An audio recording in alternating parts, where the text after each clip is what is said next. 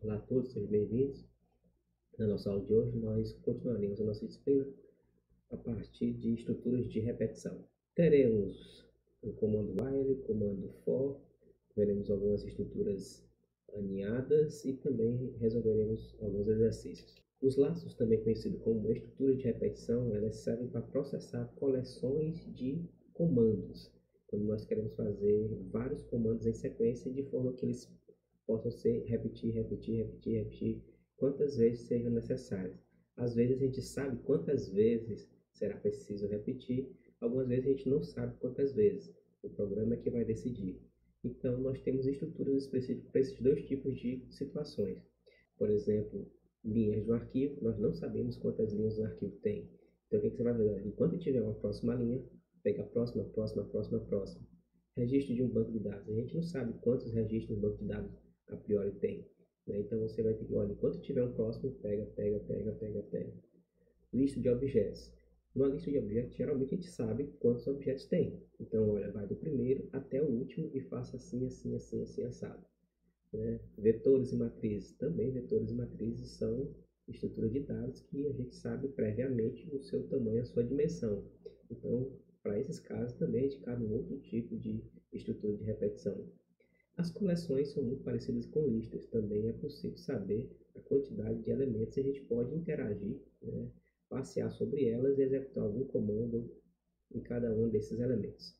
A primeira estrutura de repetição que nós veremos é o while. Ele é indicado quando nós temos um bloco de comandos que se repetirá enquanto um teste for verdade. A sintaxe do while é bem simples.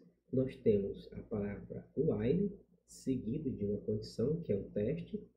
Após o teste, nós temos dois pontos.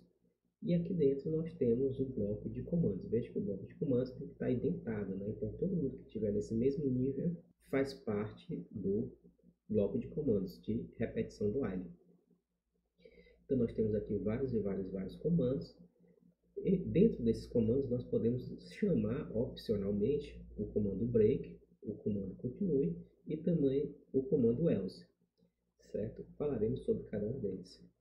O break interrompe completamente o laço, ou seja, se em algum momento aqui você chamar o comando break, acabou-se, o while encerra-se e aí ele vai para o próximo comando que está aqui na mesma linha de indentação aqui, certo? Então, o próximo comando que está fora do bloco de comandos de repetição.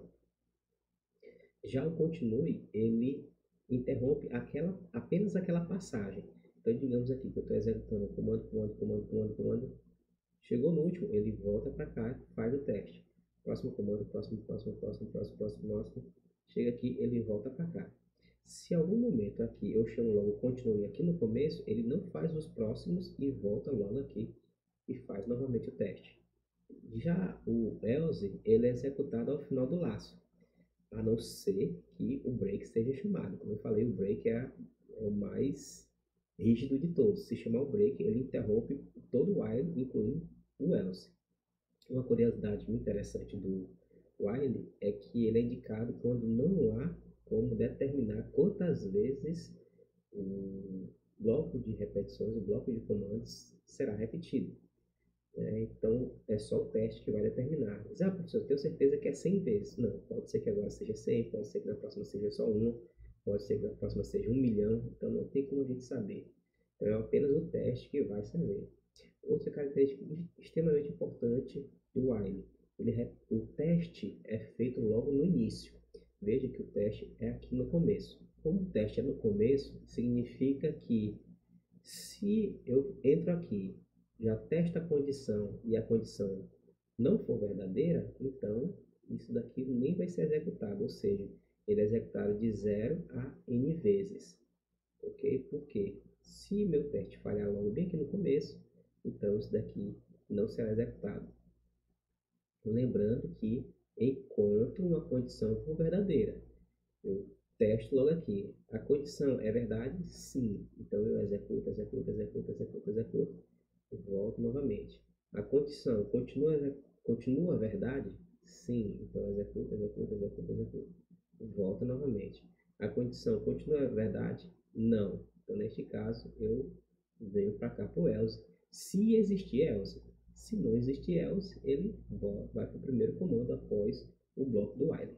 Temos aqui a soma de 1 a 5. Então, eu tenho aqui duas variáveis, a variável s e a variável i, onde s é 0 e i é 1. Então, enquanto o i for menor do que 6, ou seja, de 1 a 5, o que é que eu vou fazer? S recebe o que já tem dentro do S, mais i. O que é que tem dentro do S? 0.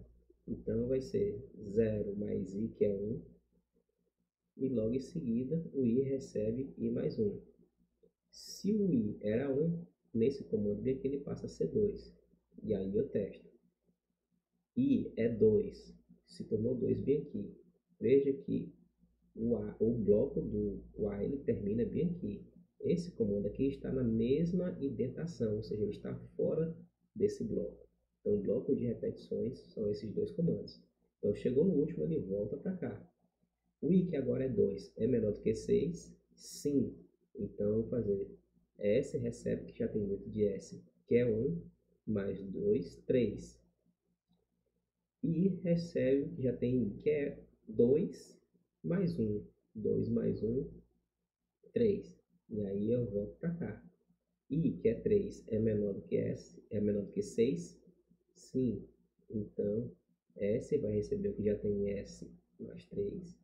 E vai receber o que já tem I, que é 3 mais 1, 4. E assim sucessivamente. No final eu terei a soma. Veja que nesse exemplo aí, eu utilizei o while para representar uma repetição de comandos cuja quantidade é conhecida. A gente sabe que são 5 vezes, vai de 1 ao 5, ok?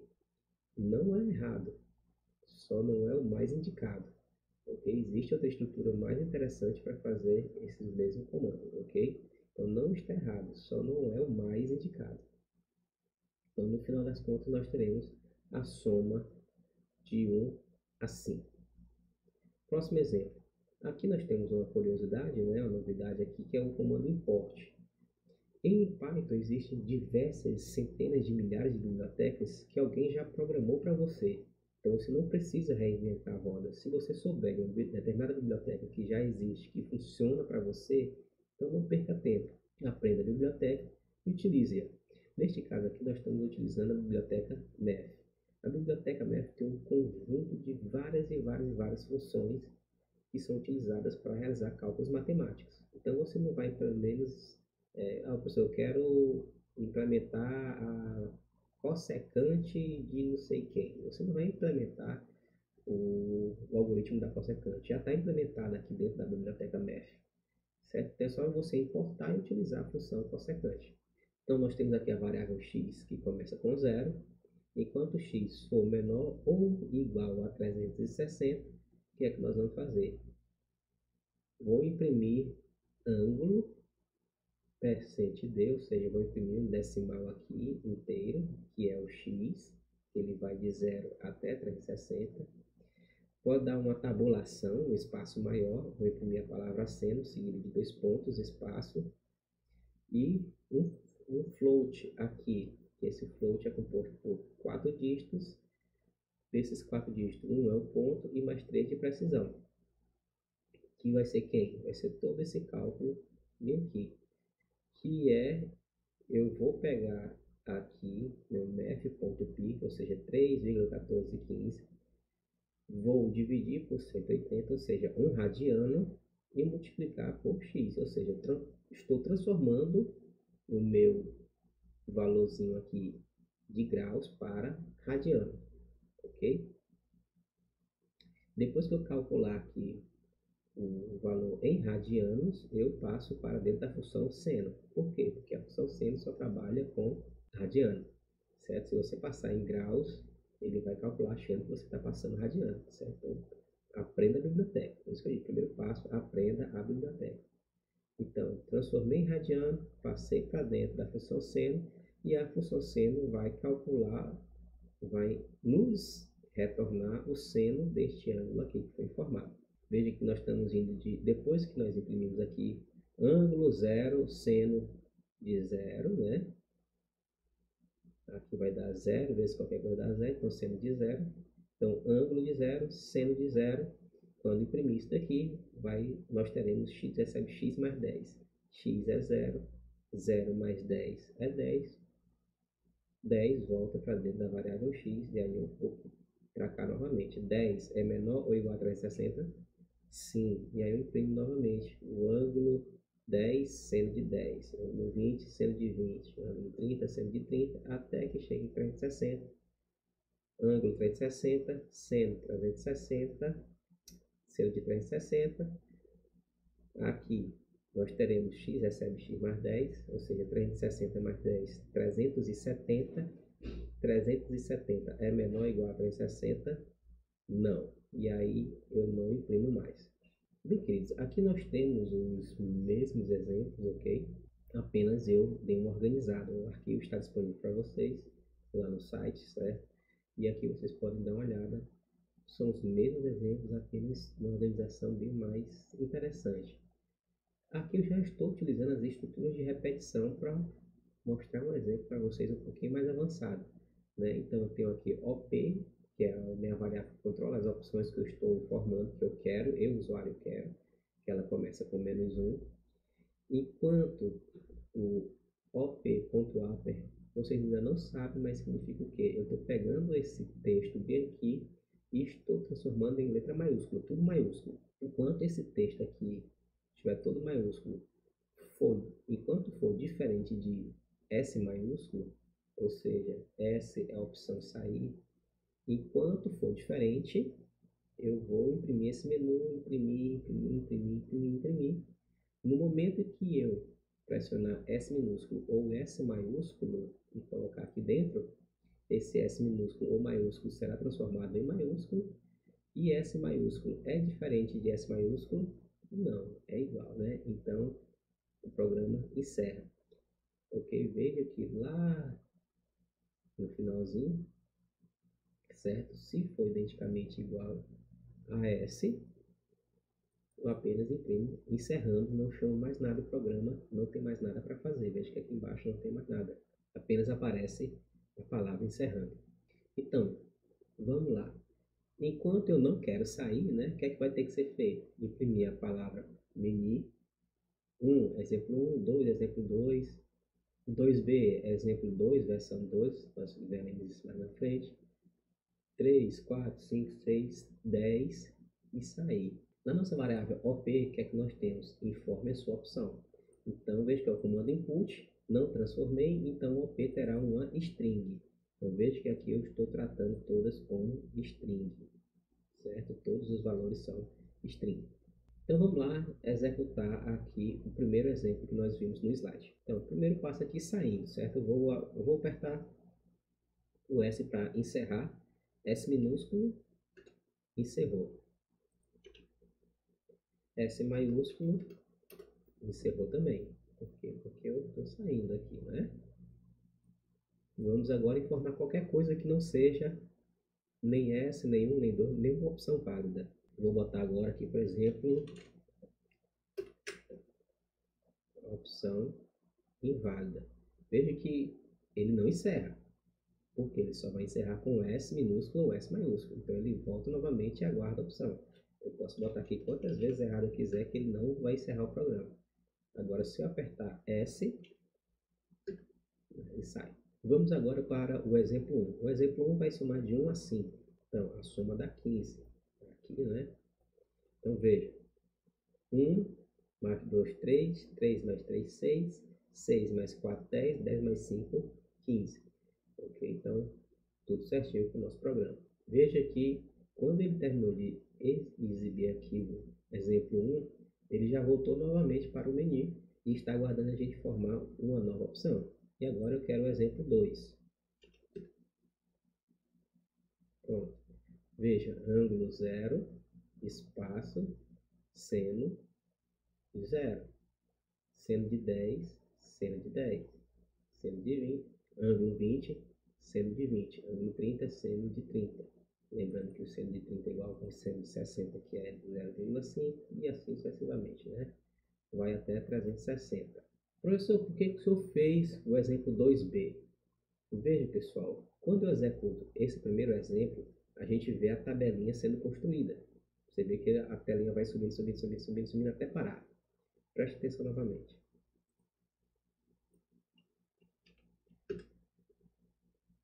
Ok? Então foi colocado texto por texto, o texto foi subindo, subindo, subindo até parar. Agora, veja agora o exemplo 2. 2B. Então, colocando aqui 2B. Vocês viram? Pois é. Subiu que a gente nem viu, né? Novamente. 2B. Vocês viram a diferença? Quanto rápido foi? O que é que está acontecendo, pessoal? Prática de programação. Toda vez que você tiver que utilizar impressões sucessivas dentro do for, não use apenas um único print para cada comandinho, certo? O que é que eu recomendo? Imprima tudo dentro de uma string. Acumule dentro de uma string gigantesca e você só imprime uma única vez, certo? Por quê?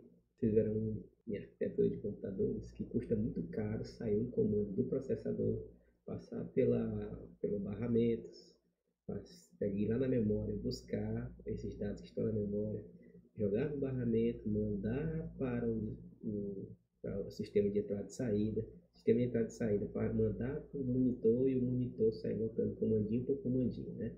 Um comando já demora muito, alguns milissegundos, que com o processador é uma eternidade. Então, se você botar vários, aí é que você vê mesmo a perda de desempenho. Então, o que você faz? Pega um monte de texto, ok? Bote dentro de uma variável e imprima uma única vez, certo? Ah, professor, e por que que aqui ficou ruim? Deu para a gente ver essa parte de baixo aqui foi muito rápida e essa parte de baixo aqui deu para a gente ver o texto se montando. É justamente porque a diferença está aqui, olha. Veja que eu criei aqui no 2B, eu tenho aqui o texto, veja que aqui eu criei a variável texto e aqui no 2 eu não tenho variável texto, eu apenas imprimo direto na tela. Aqui não, eu estou pegando todo o texto e gerando o texto formatado e colocando dentro da variável texto. Eu só tenho uma única impressão que é bem aqui no final. Então, quando eu imprimo aqui texto, é impresso isso daqui muito rápido que a gente nem consegue ver ele se formando. E depois que ele imprime, ele volta para o menu. Acontece que o menu, se você ver, ele é um comando print, mais um print, mais um print, mais um print, mais um print, mais um print, mais um print, mais um print, mais um print, mais um print, mais um print. Desafio para vocês. Refaçam todo esse comando print aqui, esse menu, certo? Guardando apenas uma única variável. Você pode chamar de menu, de texto, uma variável que você quiser. Mas, bom, concatene tudo dentro de uma única variável e faça um único print, ok? Vocês verão a diferença de desempenho. E agora vamos entender o comando break. Temos novamente mais uma importação. Pessoal, a partir de agora, à medida que os conhecimentos vão aumentando, né, nós vamos aprender novas curiosidades, né? Novos importes, novas bibliotecas. Uma dessas daqui é a biblioteca random. Para que serve? Ela serve para a gente criar valores aleatórios. From random, ou seja, da biblioteca random, importe a função randint. A função randint serve para gerar um inteiro de forma aleatória. Ok? Então o computador vai escolher um número para você. Aqui, print, escolhendo o valor aleatório. Temos aqui a variável segredo, que ela recebe um randint de 1 a 10, ou seja, é um número inteiro que vai ser escolhido de forma aleatória e este número está entre 1 e 10, fechado em 1, fechado em 10. Vamos lá, escolha recebe menos 1. Por que eu botei essa escolha sendo menos 1? Porque eu quero entrar aqui pelo menos uma vez. Se eu botar a escolha 1, pode ser que aqui no randint seja escolhido 1. E meu teste já falha na primeira vez. Enquanto o segredo for diferente de escolha, então se eu tivesse colocado 1 e aqui também 1 aqui e aqui fosse 1, enquanto 1 é diferente de 1, 1 é diferente de 1? Não. Então isso daqui não seria executado, certo? Nesses casos onde o randint escolheria 1, certo? Então eu coloquei um valor que eu tenho certeza absoluta que nunca ele estará aqui dentro, pelo menos na primeira vez nunca, certo? Por quê? Porque essa variável escolha sou eu que vou informar dentro desse meu bloco de comandos aqui, o usuário vai informar qual número que ele quer escolher até encontrar o que foi guardado dentro de segredo, ok? Então, segredo é o computador que escolheu e escolha somos nós, os usuários, que iremos informar. Então, enquanto menos 1 é diferente de qualquer um valor entre 1 e 10, com certeza é. Então, sim, verdade. Vai ser. Então, isso daqui será executado pelo menos uma vez. Então, vamos lá. Print. Escolha o valor entre 1 e 10, digite 0 para desistir. Vamos lá. Escolha recebe o que veio do teclado, comando input, não passei nenhum texto aqui dentro, não tem problema. E o que foi digitado será transformado inteiro e armazenado dentro da variável escolha. Certo? Fui eu, usuário, que formei. Olha, vamos ver se é 5. Botei o valor 5, 5 foi convertido inteiro, está dentro da variável escolha. Se o escolha que eu acabei de formar foi identicamente igual ao que o computador escolheu, então eu achei. Parabéns, você acertou. Se não, se eu informei escolha igual a 0, significa que eu quero desistir. Então, perdeu, você desistiu. Se eu não acertei e se eu não desisti, é porque eu errei. Não é isso? Eu só tenho essas possibilidades. Ou acertar, ou desistir ou errar. Se eu não acertei, se eu não desisti, é porque eu errei. Então, else, print, errou, tente novamente. Lembre da aula passada. Né? E aí, veja que ele chegou no último comando. O último comando é esse else. Esse else tem esse comando aqui. Então, finaliza esse bloco, vem para cá. Este bloco finalizou, vem para cá e volta aqui para o while. Veja que eu informei 5, não foi isso? 5 é diferente de escolha. Se eu voltei é porque né, eu finalizei, não acertei, né? Veja que o meu comando aqui, pessoal, eu apenas imprimo que acertou, mas o programa não encerra, certo? Ele apenas imprimiu que eu acertei. Se eu vier para cá, vai dizer o quê? Perdeu, desistiu. E aí eu chamei um break. Significa o quê? Acabou-se o while. O while inteiro não vai ser mais executado uma única vírgula dele, né? Então o break acabou com o while. Não executa mais nenhum dos próximos comandos. Morreu. Né? E aí vai para o próximo comando que está bem aqui. Aqui no else também ele é o último comando. Então como ele é o último comando, ele vem para cá, não chamou o break, então ele volta aqui para o teste. 5 é diferente de escolha, desculpa, escolha que é 5, que foi o que digitei da agorinha, é diferente de segredo. Vamos supor que o computador escolheu 10, mas eu digitei 5. Então, segredo, que é 10, é diferente de 5? Sim. Então, significa o quê? Que eu ainda não acertei, eu tenho que repetir novamente. Vamos agora informar o 10. Print, escolha o valor entre 1 e 10, digite 0 para sair. Vamos lá, input, escrevi 10. Esse 10 foi transformado em inteiro, e esse inteiro, 10, foi armazenado dentro da variável escolha. Se 10 é identicamente igual a 10, sim, não é isso, pessoal? 10 é igual a 10, então parabéns, acertou.